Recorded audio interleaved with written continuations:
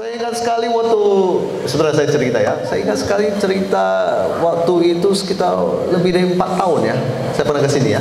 Dan ini masih belum ada PLN ya. Jadi hari ini sudah ada PLN Pak ya. Berbiasa. Dan saya ingat juga waktu kita masuk jalanannya agak berubah Pak ya. Sekarang sudah tambah lebih bagus. Ya puji Tuhan. Mari kita tadi bilang lupa nama ya.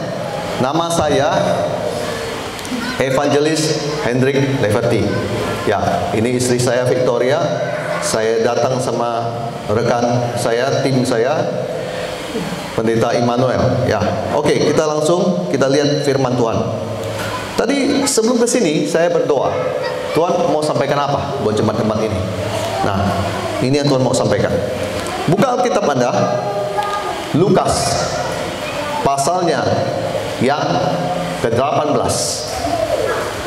Lukas pasalnya ke-18 ayat 1 sampai dengan 8. Lukas pasal 18 ayat 1 sampai dengan 8. Saya lihat jemaat di sini sangat antusias. Berarti gembalanya bertahun-tahun mengajarkan jemaatnya harus antusias. Puji Tuhan, Pak Gembala ya. Oke. Sudah ketemukan? Katakan amin. Oh, belum semua nih. Saya tunggu. Lukas 18 ayat 1 sampai dengan 8. Sudah? Sudah? Katakan amin. Oke, saya baca. Yesus mengatakan suatu perumpamaan kepada mereka untuk menegaskan bahwa mereka harus berdoa dengan tidak jemu-jemu. Katanya, dalam sebuah kota ada sebuah orang hakim yang tidak takut akan Allah dan tidak menghormati seorang pun. Dan di kota itu ada seorang janda yang selalu datang kepada hakim itu dan berkata, belalah hakku terhadap lawanku. Beberapa waktu lamanya hakim itu menolak, tapi kemudian ia berkata dalam hatinya, walaupun aku tidak takut akan Allah dan tidak menghormati seorang pun, namun karena janda ini menyusahkan aku, baiklah aku betul membenarkan dia, supaya jangan terus saja ia datang dan akhirnya menyerang aku. Kata Tuhan, camkanlah apa yang dikatakan hakim yang lalim itu.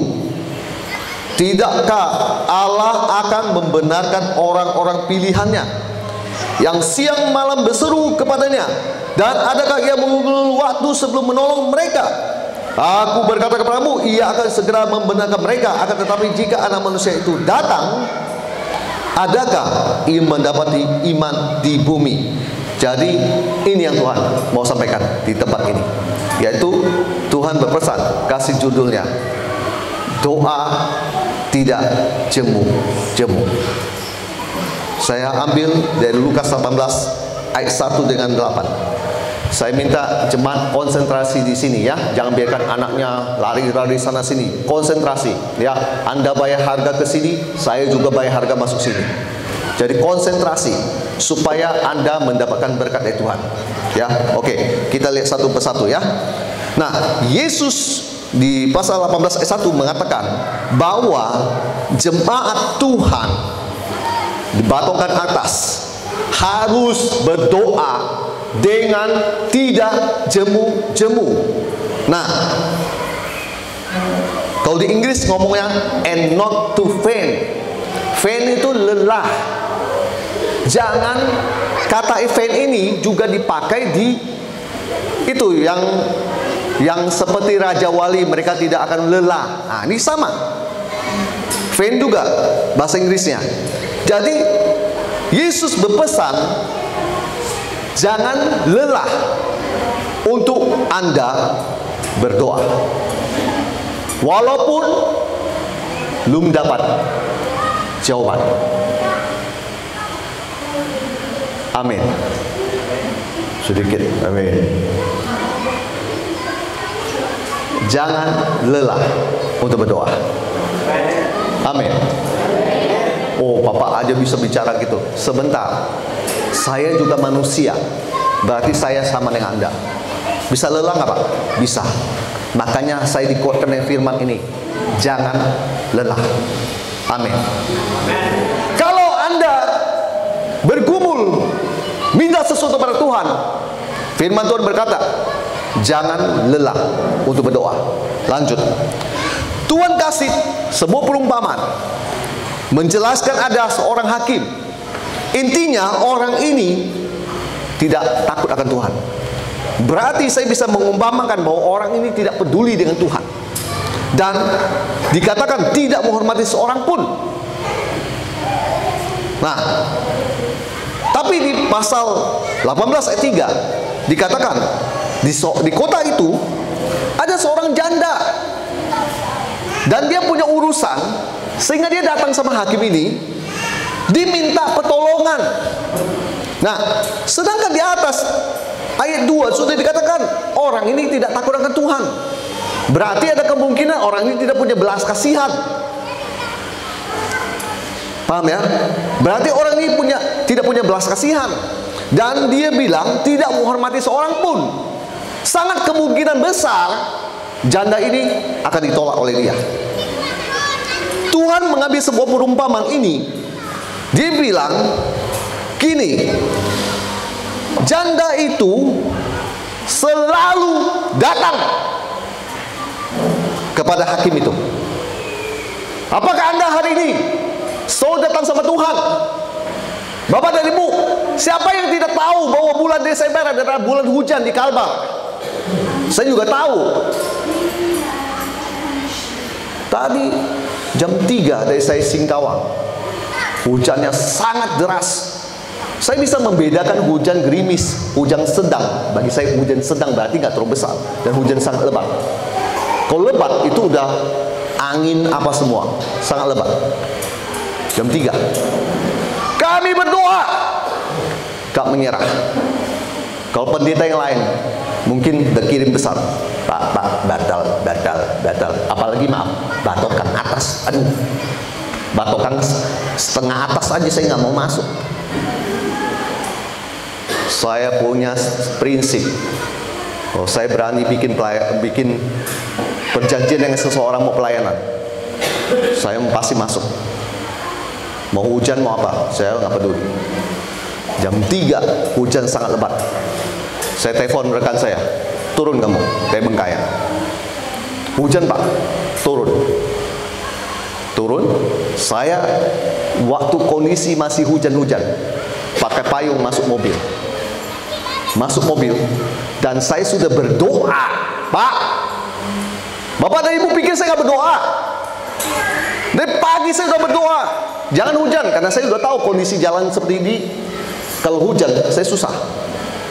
Udah berdoa dari pagi, udah berdoa sebelum saya turun dari pesawat. Berarti di Jakarta saya sudah berdoa. Saya bilang, Tuhan jangan hujan.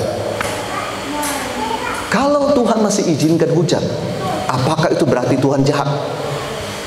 No, tidak. Tuhan nggak jahat. Tuhan cuma mau kamu ngerti di mana imanmu. Amin.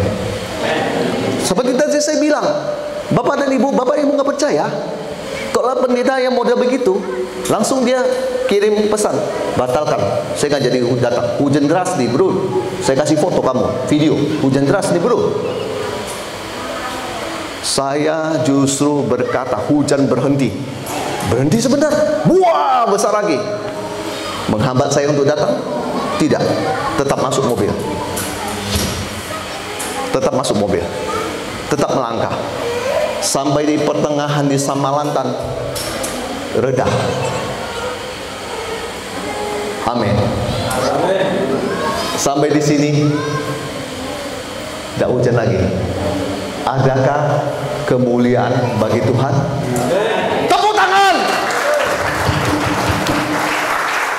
Dia hebat, dia berkuasa, dia mampu.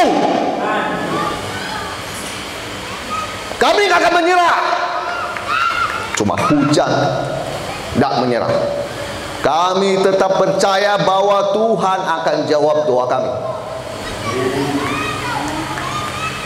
Kami tetap punya keyakinan bahwa Tuhan mendengar doa kami. Persoalannya, apakah Anda jemu berdoa? Apakah Anda sudah berhenti berdoa? Pak, Bu, ini cuma hal kecil. hujan. Tetapi bagi saya, kalau itu menghambat pelayanan saya, firman nggak disampaikan, saya akan berkata sama diri saya, buat apa saya di Kalbar? Saya tidak pernah mau datang ke Kalbar untuk liburan. Soalnya nggak ada yang hebat di Kalbar. Maaf Pak, nggak ada pantai yang hebat. Saya seorang penginjil, saya sudah menjelajah semua pantai di Indonesia kurang lebih lah ya. Kalau mungkin saya ngomongnya terlalu berlebihan, Pak Bu, saya pernah ada di pantai yang warna-warninya sangat bagus. Di Kalimantan Barat nggak ada yang bagus, Pak Bu. Saya akan kasih Anda foto-foto pantai yang ada batu-batunya besar kayak di Pulau Bangka. Ada pantai, ada putih, biru muda, biru tua, itu di daerah Sumba, NTT. Saya punya berbagai jenis pantai yang pernah saya kunjungi. Di sini nggak ada yang spesial, Pak Bu. Apa yang membuat spesial? Jiwa-jiwa. Jiwa-jiwa. Makanya saya mau datang. Itu yang membuat spesial, jiwa-jiwa. Orang bertanya sama saya terus terang, Pak Pendeta, Bapak tahu Kalbar, Bapak tahu Borneo. Saya aja nggak terlalu suka. Kenapa Bapak mau ke sana? Saya bilang di sini ada jiwa-jiwa yang mau mendengar firman Tuhan. Amin. Amin. Amin.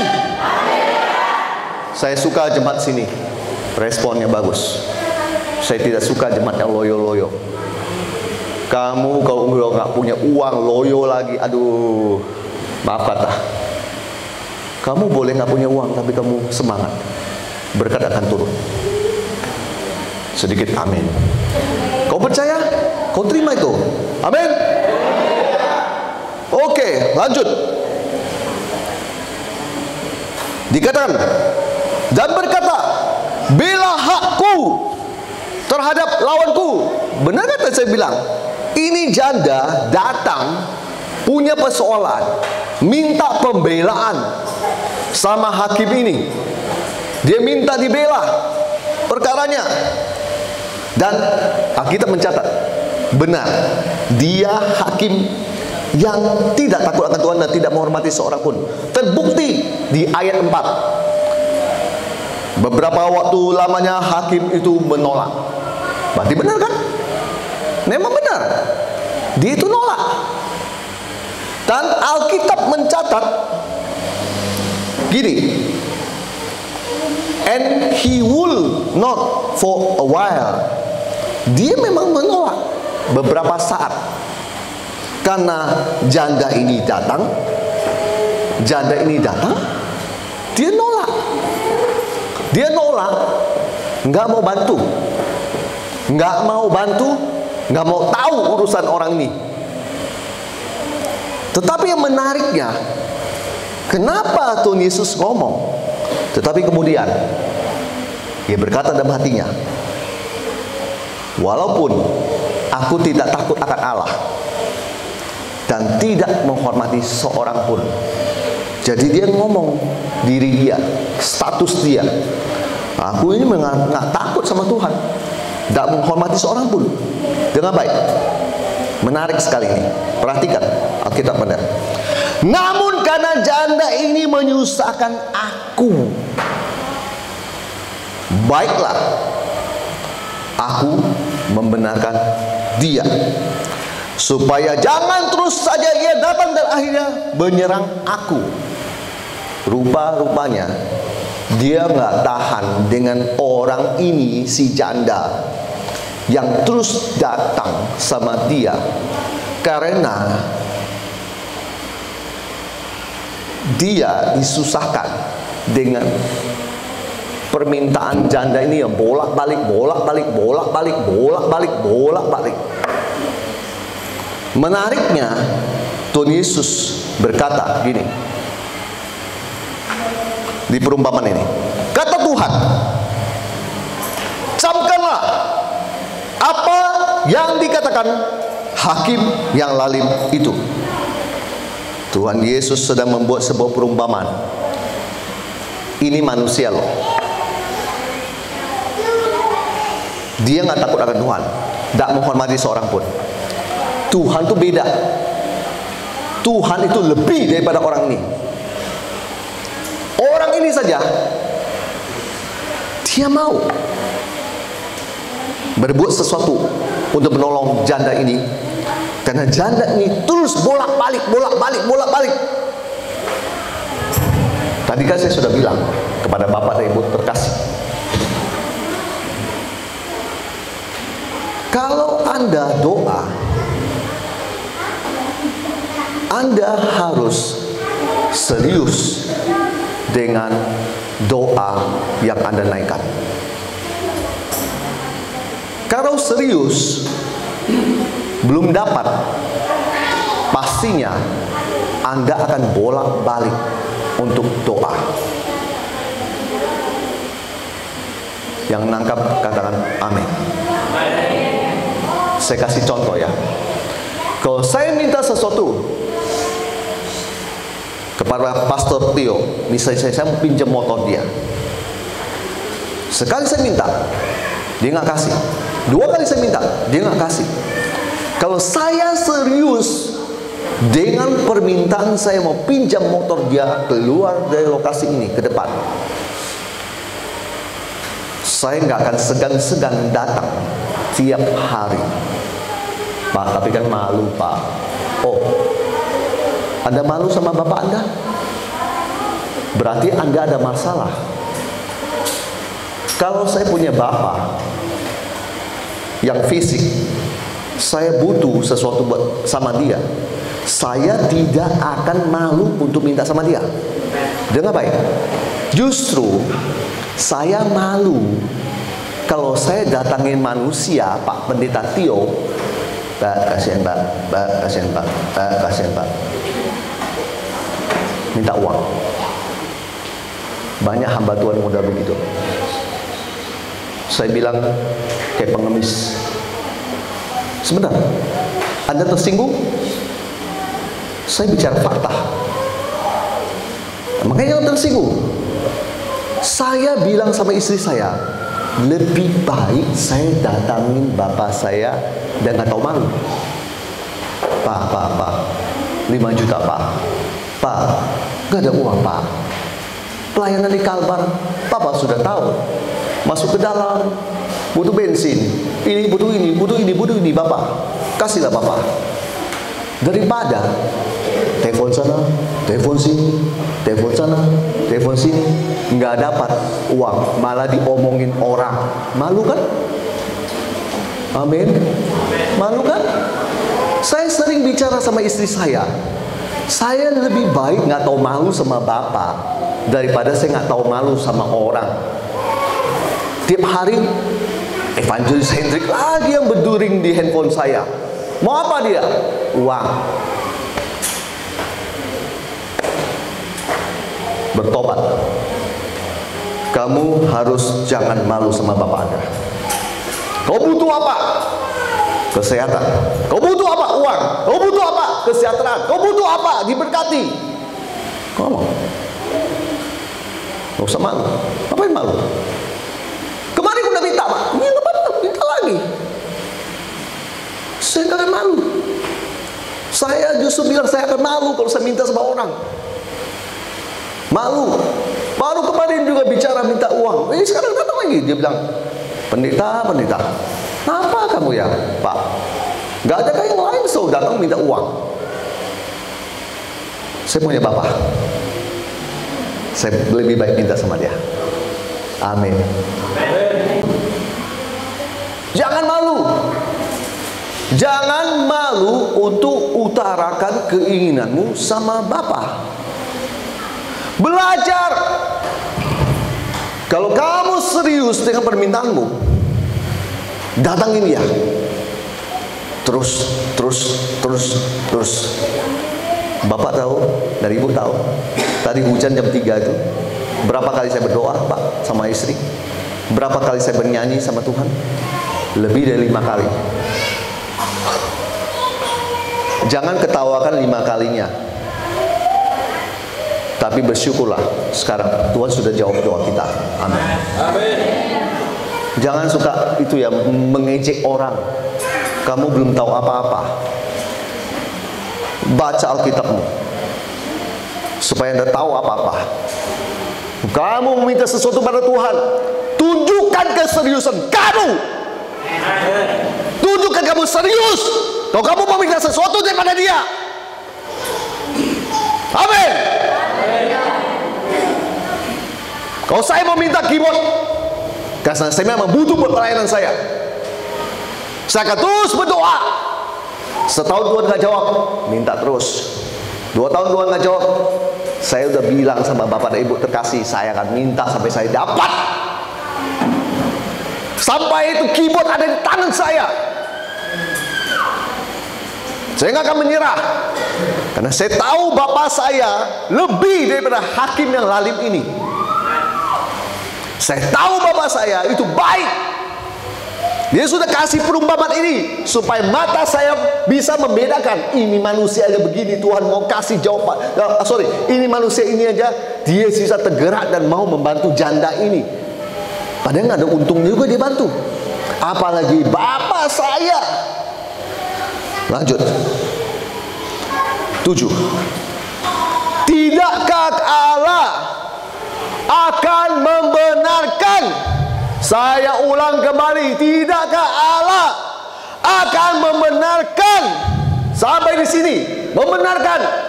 Artinya, kalau kamu punya firman dalam dirimu, firman yang mana Pak? Yang tadi kamu baca.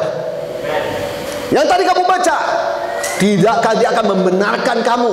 Karena kamu tahu firman. Justru berbahaya kalau kamu nggak tahu firman.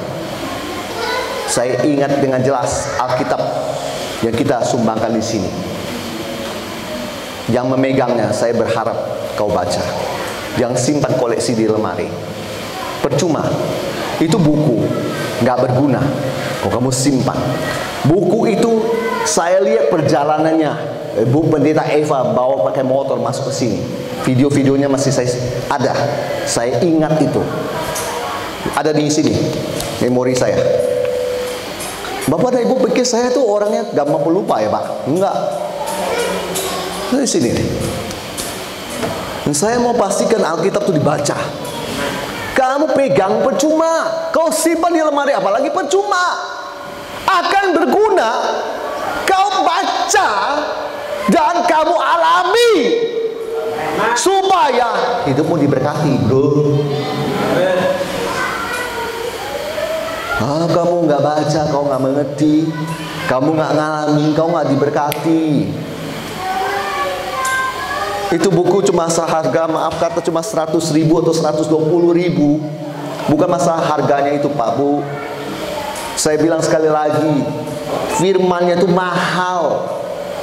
Artinya kau dapat pengertian dari begini saja, kau aminkan, kau bawa dalam hidupmu, kamu yang diberkati, bukan saya bro. Saya cuma mengkorbankan. Pak Bu, sekarang gini, Tuhan akan membenarkan orang yang pegang firman-Nya.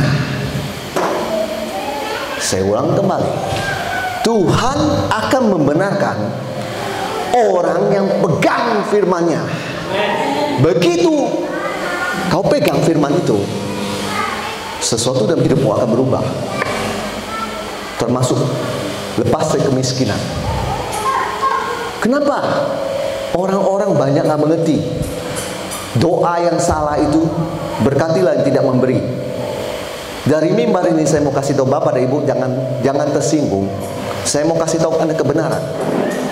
Selalu yang memberi yang diberkati. Nggak percaya? Kita ke ladang. Kamu bilang orang yang nabur di tanah itu akan menerima. Kamu bilang orang yang menabur akan menerima. Di akhir tahun, saya akan pastikan dia nggak menerima. Orang yang mendapat adalah orang yang menabur. Mau 1.000, 2.000, berapapun dari ketulusan hati, itu kamu diberkati. Kebenarannya ini. Pak, kalau kita bicara kayak gini, orang kan tersinggung. Saya masa bodoh, saya kan bicara firman. Saya belajar ini bertahun-tahun Pak Bu. Anda cuma dengar sekejap. Saya kasih tahu Anda Pak Bu, Tuhan bilang Dia akan membenarkan orang yang menjalankan firman Tuhan. Dia akan membenarkan orang yang pegang firman itu dengan sungguh-sungguh. Dia akan membenarkan. Artinya, siapapun boleh berseru sama Yesus. Cuma persoalannya, kau yakin doamu akan dijawab oleh Tuhan? Nah, itu aja. Kalau kamu melakukan firman, kebenaran ada di dirimu, Tuhan akan membenarkan kamu. Amin. Amin. Artinya kami sekarang minta nih, Bapak tolong anakku mau bayar uang sekolah. Tuhan jawab. Lanjut. Tidakkah Allah akan membenarkan orang-orang pilihannya? Dengar baik. Yang siang malam berseru kepadanya. Di Inggrisnya bagus. And shall not God avenge his own elect, which, dengar baik, cry day and night unto him. Tidakkah Allah akan membenarkan orang pilihannya yang siang malam berteriak kepadanya? Berteriak. Kenapa berteriak? Kenapa mesti berteriak? Karena orang ini punya kesusahan, maka dia berteriak. Bapak Ibu tahu berteriak? Tahu berteriak? Saya praktekkan ya. Sini Bu. Kita praktekkan ya. Sini berdiri, sini. Hadap saya, mana yang harus ke sana. Contoh ya.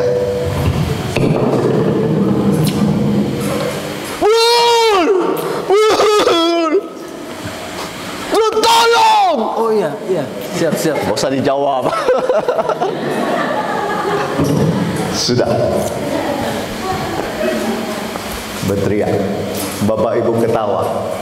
Tapi saya sedang mempraktekkan jeritan hati seseorang.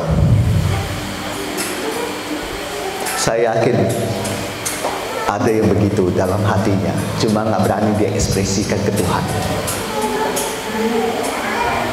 Bapak tahu dari mana? Sebulan nggak punya penghasilan, 2 bulan nggak punya penghasilan. Bentar dulu, masuk bulan ketiga, kamu masih gengsi, tahan, nggak mau berteriak sama Tuhan. Hah? Aduh, lepaskan gengsimu.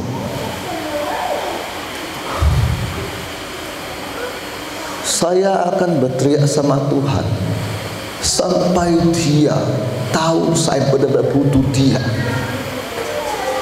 sampai saya bisa sentuh hati Dia. Bisa bilang, Pak, tolonglah. Tidakkah Allah akan membenarkan orang-orang pilihannya yang siang malam berseru kepadanya? Baru juga doa di pagi hari, kok belum siang dan malam tuh? Pak, Bu, belum siang dan malam tuh. Alkitab bercatat siang malam, artinya jangan bosan datangi Tuhan. Amin.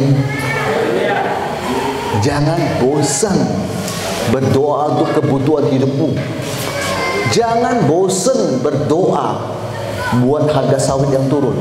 Salah? Nggak salah. Kita cerita ya, kita cerita. Saya ingat sekali yang waktu saya datang ke sini, Pak. Sebelumnya sawit itu pernah anjlok sampai di bawah harga 1.000. Pernah kan Pak ya? Pernah Pak ya? Tahu ya? Di bawah 1.000 ya. Saya termasuk hamba Tuhan yang ikut mendoakan supaya naik. Tapi saya diberkati jemaat? Enggak. Kenapa Bapak berbuat begitu? Kasihan. Karet di bawah 3.000. Pernah Pak ya? Saya ingat. Kenapa saya ingat? Karena saya berdoa begitu. Bapak Ibu tahu nggak? Saya berdoa begitu. Tapi saya diberkati? Enggak. Saya ingat sekali. Dan kesenangan saya Pak Bu, ketika Ketika saya lewat simpang-simpang, saya lihat orang kita masuk orang Dayak. Kita lihat lagi belanja banyak, satu itu dus Coca-Cola apa dan sebagainya, beli kue di keranjang dan sebagainya. Saya senang. Kenapa? Kalau dia bisa belanja begitu, berarti dia sudah diberkati. Bapak Ibu kan nggak tahu, ada hamba Tuhan yang peduli, ikut mendoakan supaya naik. Mereka semua cuma ngeluh, ya jatuh, ya harganya segini, ya begini, ya begini, ya begini. Pak Bu, udah Pak Bu, stop. Daripada kamu ngomong, ya, mendingan kamu berdoa. Stop komplain, berhenti mengeluh. Amin. Itu mulut tuh jangan dipakai buat ngeluh terus. Sambil kerja ngeluh terus. Saya mau berkata, kamu orang bertuhan atau tidak? Keluh terus. Belajar. Ubah keadaanmu dengan doa. Amin. Amin. Tidakkah Allah akan membenarkan orang pilihannya siang malam berseru kepadanya? Dengar baik. Dan adakah Ia mengulur-ulur waktu sebelum menolong mereka? Maksud Tuhan mau kasih tahu, aku ini enggak suka nunda-nunda jawaban doa kamu. Cuma kamu itu serius gak sih dengan apa yang kamu minta? Ada orang aneh Pak Bu, hari ini dia minta Yamaha Air King, besok dia minta Yamaha Mio, besok lagi dia minta sepeda listrik. Jadi Tuhan juga bingung apa yang dia minta sama dia. Zaman nggak ngerti semua pada begini.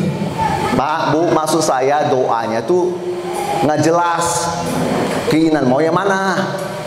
Doa yang konsisten. Ini yang ini yang ini. Jangan benda ini, benda ini, benda ini, benda ini. Amin.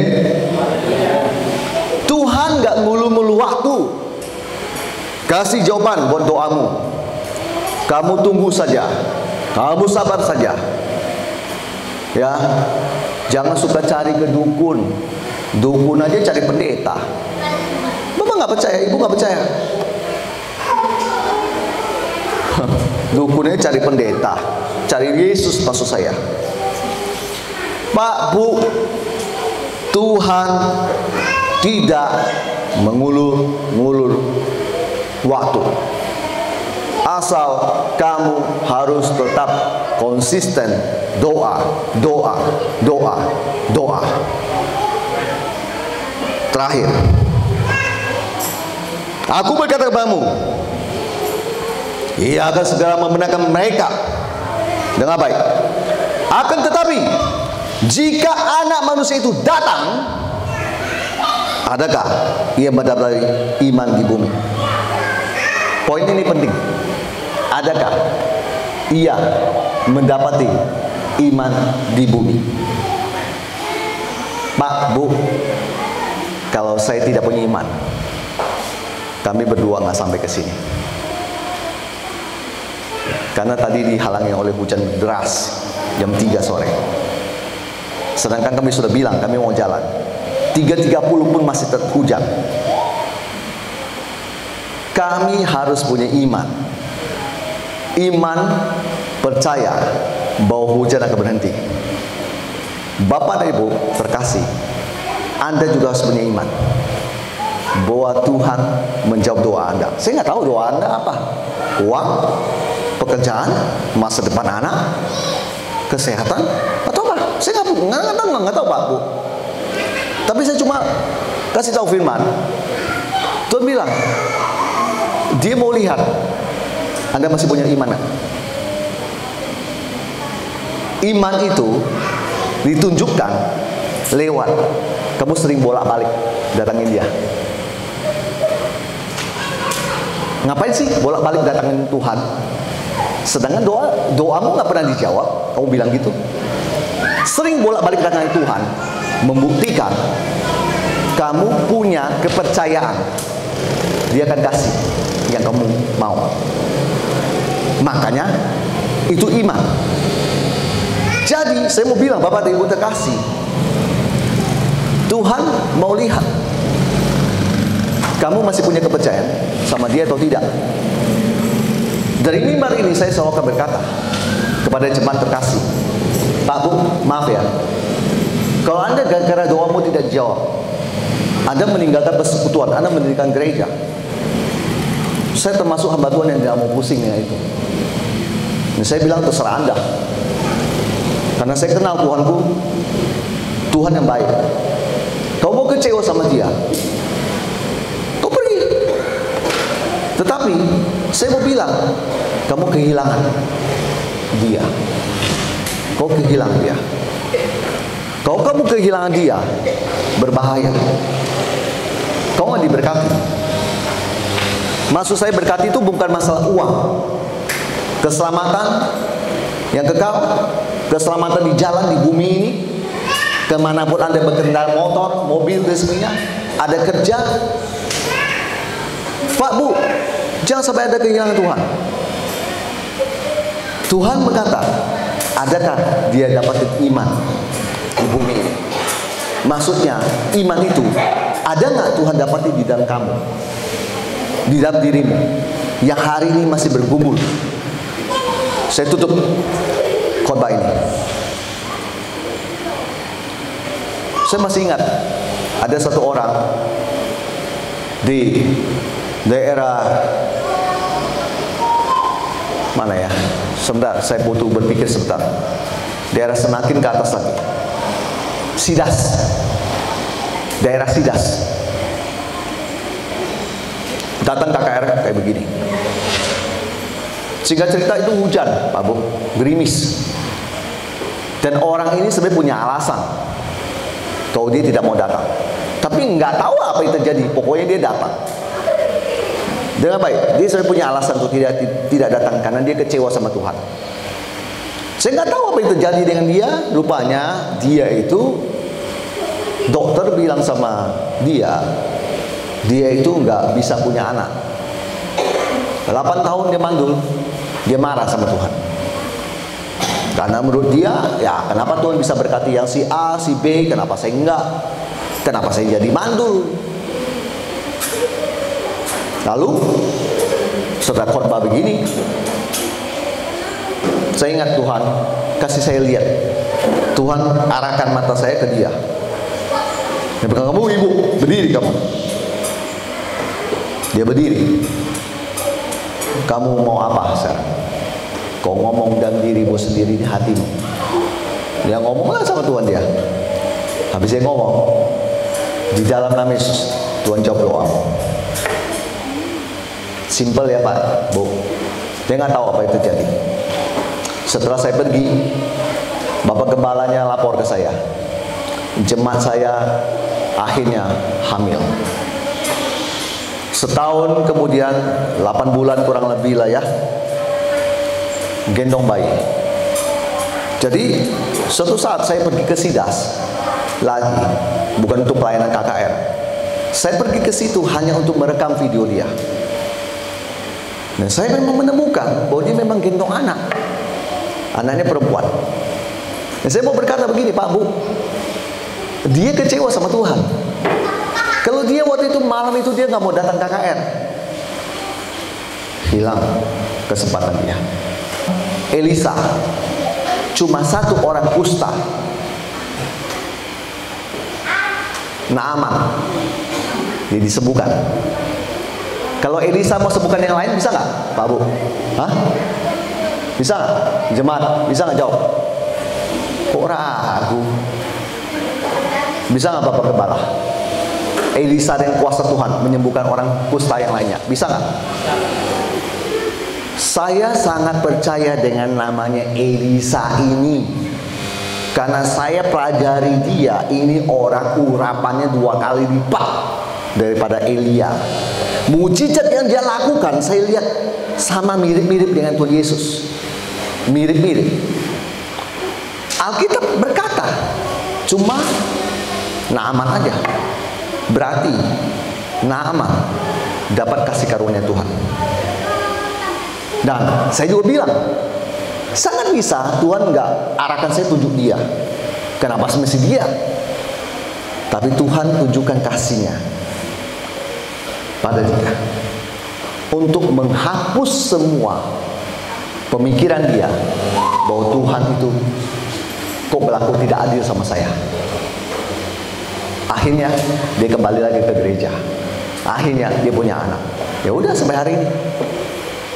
Pak, Bu, adakah Tuhan dapati iman di hatimu?